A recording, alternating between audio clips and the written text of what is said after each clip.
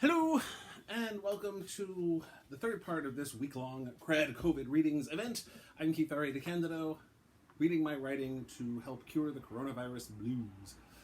And I'm even wearing blue.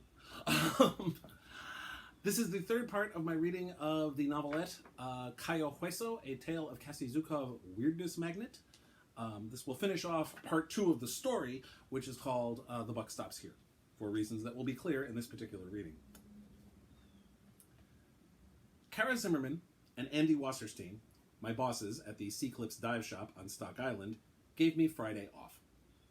This was so I could spend the day with my parents, and also to make up for how hard they were going to work me over the next 5 days. Thanksgiving week was always a busy time at the dive shop, and it'd be all hands on deck, so to speak, from Saturday to Wednesday. The shop was closed on Thanksgiving itself. Crawling out of bed at 9 in the morning, 2 hours before my usual, to have breakfast with my parents proved easier than I thought it would be, as I'd slept for shit the whole night. I'd had bad dreams before I met Odin and Loki back in April, but I'd had a shit ton more of them since.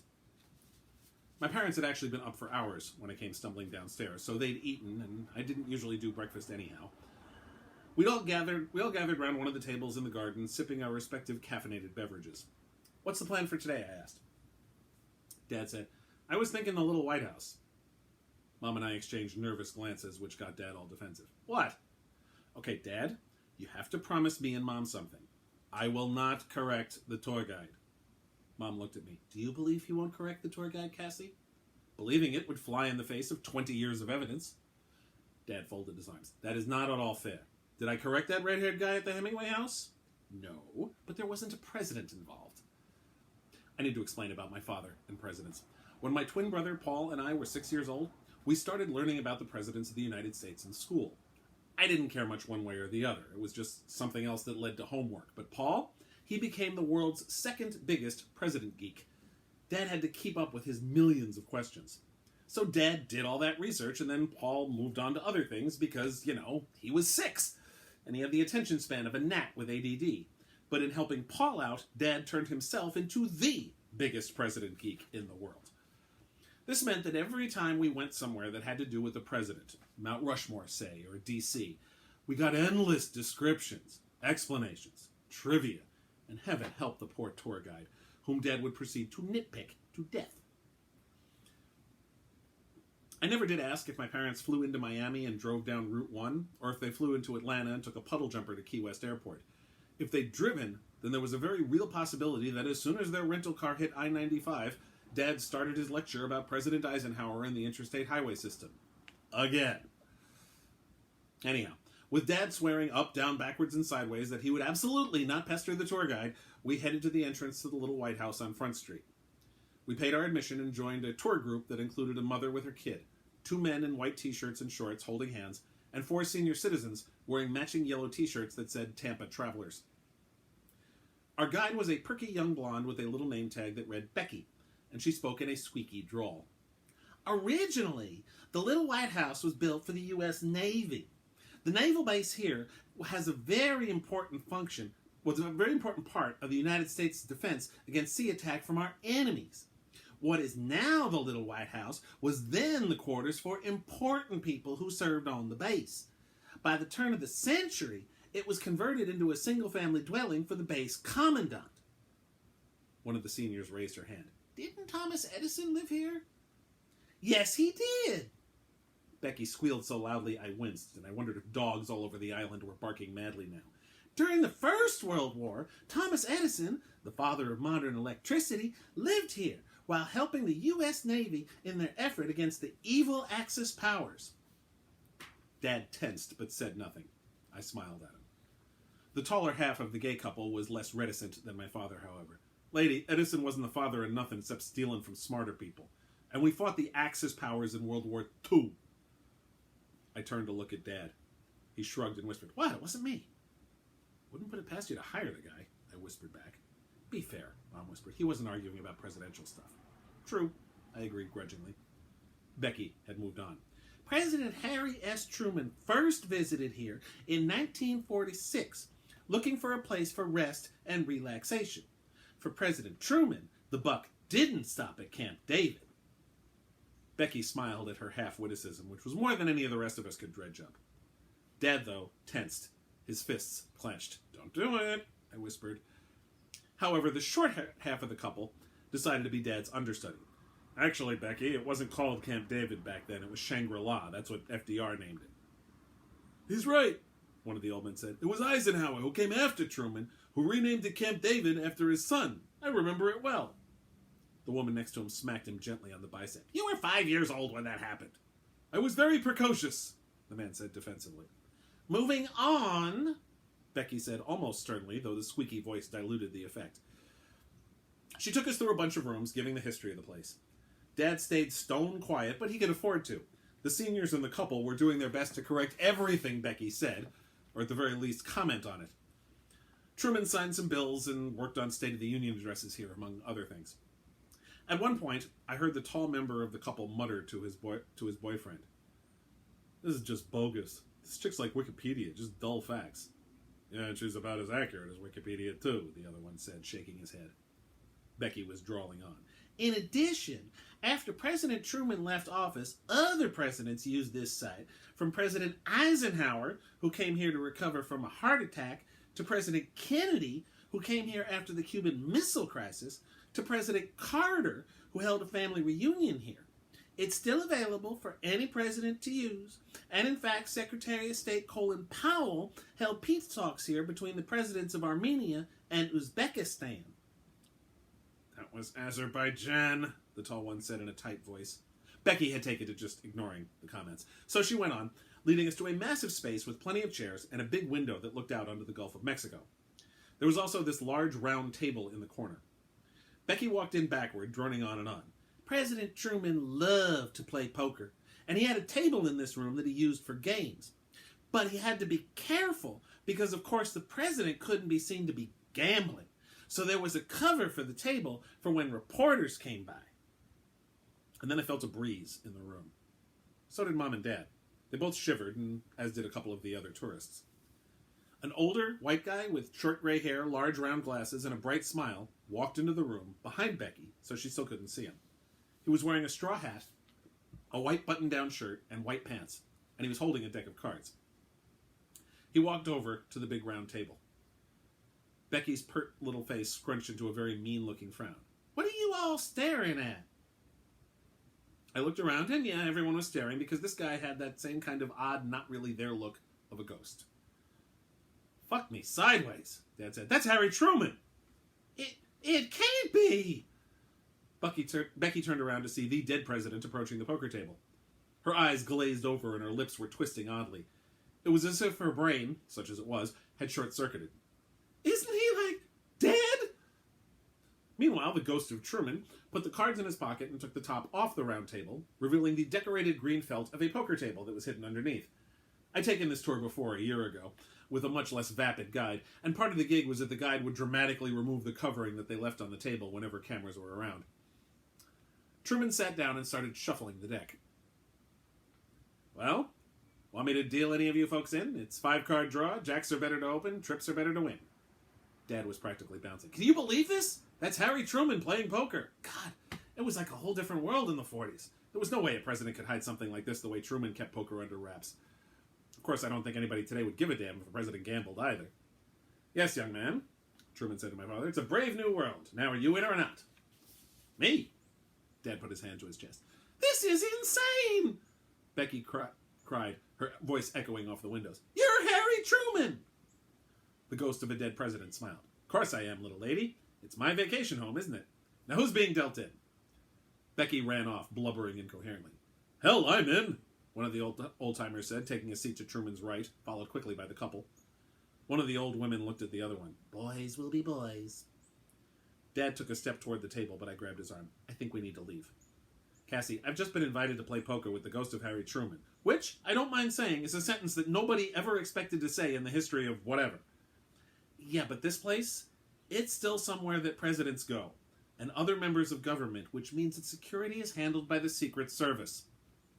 Mom said quickly, "We should leave." "Yeah," I added. "Our friend Becky, the god-awful tour guide, will probably be back with guys in Ray-Bans and earpieces any second now, and I don't want to try to explain that." I jerked my thumb at Truman as he dealt 5 cards to each player. To them. We beat a nervous retreat out onto Front Street and decided to calm our nerves with a spot of shopping, eventually winding up at M's. I hadn't taken my parents here yet, even though it's my favorite place to eat on the island. They know me there, so even though there was a big lunch crowd, we got seated quickly. Our order came fast, too. At my suggestion, we all got comforters and fries, as that's M's specialty. Mom and I got beer, while Dad, against my sage advice, got the house white wine. Mom asked, "So, do you have any idea what's going on with all the ghosts? I mean, Hemingway, Truman, your Captain Botroff?" I sighed and munched on one of M's great fries. I have no idea. The problem is, I don't know what to do. I mean, I've had people I could ask in the past, or I was able to stumble through it on my own, but on this, I got nothing. Mom frowned. "You said it was Odin who told you that you were a fate goddess, right?" I nodded. "You think maybe he'll have something to say about the ghosts?" "Or Sigyn," Dad added, having just sipped the wine. "What is this garbage?" Did I or did I not warn you that this was a beer place and not a wine place? Dad shrugged. "I always drink wine with lunch." After lunch, we did some more shopping. I was able to take them to the really good craft shops and steer them away from the tacky tchotchke places, which were sometimes difficult to differentiate on the outside. I mean, if they had a shitload of t-shirts with funny sayings in the window, it was a safe bet to avoid, but some tourist traps had better camouflage. After a really nice dinner with a stupendous view at the high-end restaurant in the Hyatt at the end of Duval Street, we went to Mayor Fred's to catch 1812's Friday set. This time we arrived before they started, but that gave me the chance to meet Barney's wife. Deirdre Malevsky was a petite little waif of the type I tended to hate on general principles. Not that it was their fault. It's just that clothing stores actually have things in their sizes. Every other female diver I knew was like her, an itty-bitty thing, while I had to struggle to find a neoprene suit that was built for somebody 5'11" who actually has boobs. Anyhow, she didn't need to suffer for my being an Amazon, or, since I was a Norse fate goddess, Valkyrie, I guess. So I put on my best smile when Barney introduced us. "Jesus, you're tall," was the first thing she said. "Must suck to buy clothes." "It can, yeah. Great minds think alike, or something." "You should get breast reduction surgery so you can just buy men's clothes and be done with it." Okay, I was starting to understand why Bobbi didn't like this one. My usual table by the ficus wasn't really geared to seat 5 comfortably. Sure, for Bobbi and Ginny to sit for a minute between sets, but not long term. The round tables weren't big enough. And the tables around it weren't suited to put together, as it would block server traffic. So I went back toward the merch table. "Come on, let's put a couple tables together so Barney and Deirdre can join us." "Aw, thanks, Cass," Barney said. He had the same blonde hair and blue eyes as his older sister, but he was built like a truck. While he was actually shorter than me, he was really stocky. Basically, Deirdre could fit in his forearm. Bobbi helped me move the tables together and shot me a grateful smile. "I gotta go tune up. I'll see you guys between sets, okay?" Deirdre sat next to Barney. "I don't like these seats. We can't see anything." "We can see half the stage, honey bunny," Barney pointed out. "It's the half Bobbi usually stands on." "I know what Bobbi looks like. I want to see the rest of the band." The whole rest of the evening went like that. Her beer was too cold. Then when Adina brought her a new one, it was too warm. The music was too loud. She couldn't hear the drums. Then during a drum solo, she complained about how lousy the drumming was. She hated Led Zeppelin songs. Why do they have to do those? They did Kashmir, Whole Lotta Love, and The Immigrant Song, which were specifically requested by a couple in the audience celebrating their wedding anniversary. And on, and on, and on.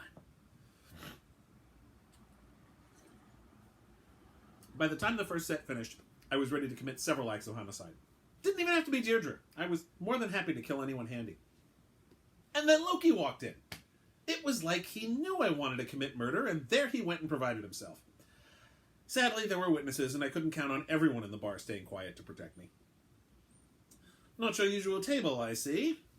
Then Loki noticed Barney and Deirdre. "Ah! Company!" Explaining why I wanted to punch this guy in the neck would take too long, so I just went with polite. "Sigurd Jarlsson, these are my parents, Rachel and Jake Zukav, and this is Bobby's brother Barney and his wife Deirdre." Deirdre shot me a look. "You had to introduce me to the cute guy last?"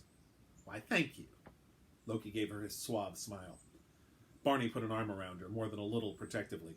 "Cassie was just saving the best for last, honey bunny." She made a noise. "Well, of course you have to say that." I winced. So amazingly did Loki.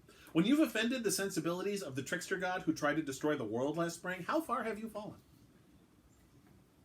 Bobbi and Ginny came over then. "Well, hello there." The smile modulated into a feral grin at the sight of Ginny. "How'd you like it?" Bobbi asked Barney. Of course, Deirdre answered, I've heard better. Why do you have to do so many covers? The only one I liked was that original. How long had she lived on Key West?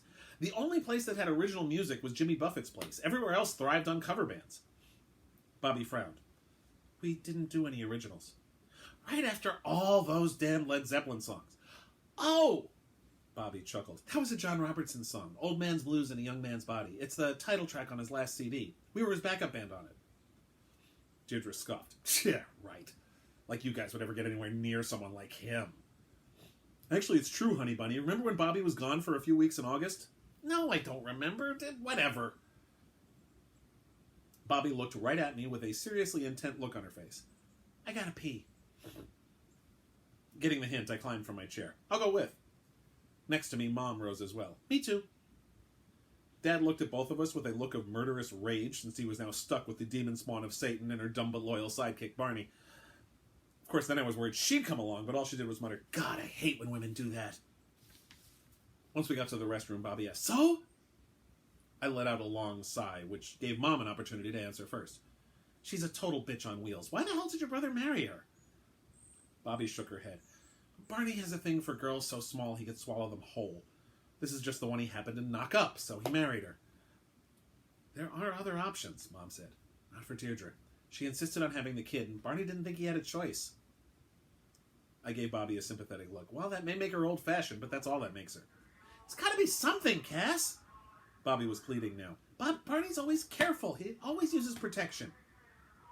Protection isn't 100%, Mom said. I snorted. Sonny was a total accident, something I knew and my twin brother Paul knew, in which Sonny would go to her grave not knowing. Please, Cassie. Bobby was pleading now, and I felt like a total heel. I'm really sorry, Bobby. Look, I still don't know much about this whole Deese thing, but I know for sure that I can see people for what they really are, or at the very least tell when they're trying to be something they aren't. That's why I knew something was hinky with the Nixie, and why I knew something was up with Jotunheim and with Jaina's guy, but I couldn't see through Robertson because he wasn't hiding what he was, exactly. I put what I hoped were two friendly hands on Bobby's shoulders. Deirdre is a bitch queen from the lowest reaches of hell, but she's not a monster. You're wrong. You've got to be wrong. I don't know, Bobby. Like I said, I'm not an evil S.O. Geiger counter. All I know is that I can't sense any weird mojo off her, except for that dark cloud everyone's picking up on. Fuck! Bobby stormed out of the bathroom.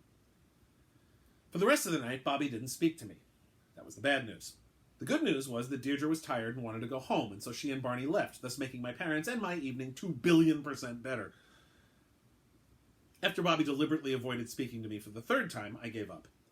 At one point, Loki walked up to me, leaned over, and said, I did warn you. Only the fact that we were in public kept me from strangling him. Well, that, and I've never actually strangled anyone, and I wasn't even sure I knew how to do it. Saturday was a blur. There were, as expected, a metric fuck-ton of dives to run at Sea Cliffs, as all the folks visiting the Keys for the Thanksgiving holiday had just started to show up. Mom and Dad, meanwhile, went on a glass-bottom boat tour in the morning, had lunch at M's, and then went to a couple more museums. They planned to go to the Audubon House, but it was closed, which was ridiculous on a Saturday. I had a bad feeling that the ghost of John James Audubon, or Captain Geiger, who built the place, was making it hard to stay open, though I had no basis for that without actually going there. I had to run some night dives on Saturday, so I didn't make it back to Mayor Fred's until they were breaking down the end of the last set. Bobby still wasn't talking to me, but she wasn't who I wanted to speak to anyhow. What can I do for you, Cassie? Ginny asked as I went up to her while she packed up her snare, drum, and cymbals. The drum kit belonged to the bar, with each drummer supplying his or her own snare and cymbals. Ginny had a glorious brass snare that she treated with the utmost care. I don't know if you've noticed, but the ghosts on the island are getting more active. I hadn't noticed, actually. I try not to pay the dead much mind. That's the realm of hell and the Valkyries, not me. I frowned. Are they even still around? Ginny shrugged. I have no idea. But I have always been able to speak to spirits, just as Allfather and my former husband can. Smiling at her use of former, which meant there was hope that she wouldn't get back together with Loki, I told her about what happened at the Hemingway house and the Little White House, not to mention what I suspected was happening at the Audubon house. Ginny then got a faraway look in her eyes. What is it? I prompted. One of the volunteers at Greenpeace is married to a police officer. He told me that his wife was first reporting officer at a murder where the victim was strangled with a net, except the net disappeared right in the middle of the investigation. Everyone saw it, but none of the photographs taken had the net in it. Great, now the ghosts are getting homicidal. I had a close friend who was a federal agent. I'd ask him to look into it. In fact, come to think on it, he had signed up for tomorrow's afternoon dive with me. Ma'am, we're closed. Ma'am! That was Ehor, the bartender. I turned to see a woman in a gray nightgown walking through the bar. Ginny and I exchanged worried glances. Damn homeless people, Ehor muttered and walked out from behind the bar. Ma'am, please, you need to... He reached for her, and his hand went right through her. She kept walking right toward the stage, just as Jaina and Bobbi came back inside from loading up Bobby's cargo van. Jaina's cigarette-scratched voice actually squeaked. Fuck me, it's the fucking lady in gray! The lady in gray? I asked. Ginny just shrugged. Before anyone could explain what the lady in gray was, the lady walked up to the stage and looked right at Ginny and me. This is your fault! Then she was on the stage. At no point did she step up, just one moment she was on the dance floor, the next right in front of us. She repeated, This is your fault! I held up my hands. What the hell did I do? One of my hands brushed her, and suddenly the lady in gray threw her head back and screamed. A big-ass light show, and then she disappeared, the scream fading more slowly, leaving me to blink spots from my eyes. I turned to Ginny. What the fuck was that? Was she a demon too? The last time I touched something that disappeared like that, it was a demon. You can disrupt ethereal creatures who can alter fate, but I do not know what this lady in gray is. Jaina was standing with her mouth hanging open. What the fuck just happened? Wincing, I looked helplessly at Bobbi. We both agreed that telling Jaina about my being a Dees wasn't the best idea. But Bobbi ignored me and looked at Ginny. The lady in gray is one of the ghosts that's supposed to be haunting the island. Supposedly she was hanged on the ficus for killing her husband. I nodded. Besides being a root of Yggdrasil, the ficus around which Mayor Fred's was built was Key West's hanging tree in the 19th century. Perhaps that is why murders, by definition, alter fate? Ginny didn't sound particularly convinced, and neither was I. The demon's purpose was to alter fate. This was just a woman who committed murder and had already paid for the crime. It didn't make any sense. Jaina threw up her hands. Will someone please explain to me what the fuck just happened? I sighed. There wasn't really any hiding it. Okay, you know how I've always noticed weird-ass shit and been able to fix the weird-ass shit? Like finding Russ's mother. I nodded. I just figured you were into all this spooky crap, Zukav. It's more than that. I let out a long breath. I'm a Dees, a Norse fate goddess. And Ginny's also a Norse goddess, Bobbi added. Cassie didn't want to tell you. What? I stared at Bobbi. Actually, Bobbi and I both agreed to keep it under wraps. Whatever. Bobbi waved a hand dismissively. What the fucking fuck, Zukav? You couldn't tell me? You neither, Blake? Ginny drew herself up. Until I joined this band, I did not reveal my true nature to anyone. Bobbi and Cassie's parents are the only mortals currently alive who are aware. And me. I added, what do you mean by currently alive? She smiled. I believe I mentioned that Keith Moon was my mentor. Jaina stared at her. Fuck! Bobbi turned to leave. Obviously, you goddesses need to work shit out. We'll leave you alone. Then she stopped and turned around. By the way, you two need to make other plans for Thanksgiving. She left. Jaina stood for a moment, staring at us with a hurt look on her face. Then she took out a cigarette and headed for the exit as well. Almost as if on cue, Loki came out of the men's room. I didn't even realize he was in the damn bar. Well done, Cassie, he said with a supercilious smile. I was actually looking forward to that harvest festival at the Malevsky home. But then mortals do not know the true meaning of a feast in any event. We shall have to make our own. Perhaps even invite Allfather. Fuck you, Sigurd. These are my friends you're talking about. Ginny was shaking her head sadly. My former husband is correct. Gods and mortals may not be friends. If we lie about our true nature, then we are not truly friends, for friends do not maintain falsehoods.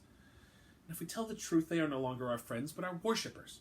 Exactly, Loki said triumphantly. Bobbi is angry because you did not answer her prayer. I clenched my fists hard enough for my fingernails to dig into my palms. It wasn't a fucking prayer. It was a favor. She'll get over it. Of course, Loki said patronizingly. Snarling at him again, I turned to leave. This was 18 kinds of fucked up. Why were the ghosts on the island all supercharged? Why did this lady in gray say it was my fault? And how was I suddenly able to disperse a ghost like that?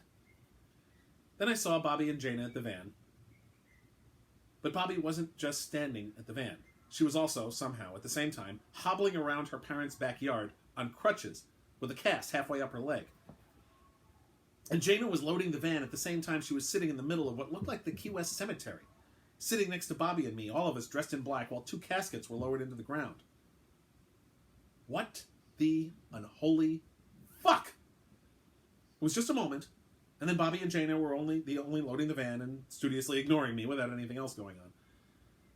I walked away from there as fast as I could. For some reason, my B&B cottage with the ghost of a wrecker captain in it felt like it would be a bastion of normalcy. As I turned away from the bar, I saw a single figure walking slowly up Green Street toward me. For a second, I thought it was another weird-ass vision, and when the fuck did getting visions become part of this package? Because I hadn't seen this particular person in a couple of years. Like me, he had curly hair, though his was more brown than my blonde, and he had the same mix of Dad's long nose and Mom's blue eyes that I had. He came right up to me and hit me with that grin that looked just like Dad's. "Hey, Cassie." It was my twin brother, Pollux Abraham Paul Zukav. Son of a bitch. To be continued with part 4 of the reading, which will commence with part 3 of the story, which is Twisting Fate, which part 3, the Twisting Fate segment will be split over the next 2 days in reading-wise, and which will bring everything to a head, as these things will do. Thank you very much for watching. You can get Cayo Hueso in the collection Ragnarok and Roll, Tales of Cassie Zukav, Weirdness Magnet. You can also follow me online. My website is DeCandido.net. My blog is DeCandido.wordpress.com. There's a pinned post on the blog that has every Cassie Zukav story that's available and where. And you can support me on Patreon, which is patreon.com/KRAD, which has whole bunches of different levels of support. You can get movie reviews, cat pictures, TV reviews, excerpts from my works in progress, first looks at my first draft, and best of all, vignettes featuring my original characters, including several stories set in Cassie's universe. So please consider supporting me there. Check it all out. Please stay safe, and I'll see you tomorrow.